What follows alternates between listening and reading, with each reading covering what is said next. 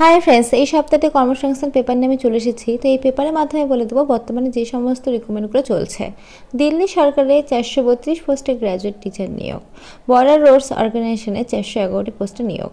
তারপর দেখো স্টেট ব্যাঙ্কে 150 স্টেট ফিনান্স অফিসার নিয়োগ, সিবিএসএ তে 212 জন নিয়োগ।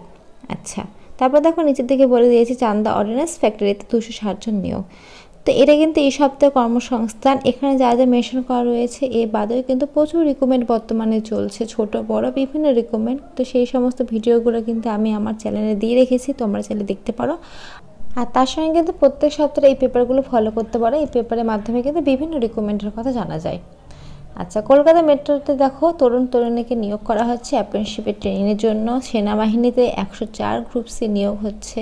তো এখানে যা যা ছিল সবগুলোই বলে দিলাম। এ বাদেও কিন্তু প্রচুর রিক্রুটমেন্ট চলছে, তোমরা চাইলে কিন্তু আমার চ্যানেল ভিজিট করে দেখে নিতে পারো। তো ফ্রেন্ডস, আজকের মতো এইটুকুই। ভিডিওটি ভালো লাগলে অবশ্যই লাইক করো, আর এখন নতুন নতুন আপডেট পাওয়ার জন্য চ্যানেলটা অবশ্যই সাবস্ক্রাইব করে রেখো। তো আজকের মতো এইটুকুই। আমার ভিডিওটি দেখার জন্য অসংখ্য ধন্যবাদ।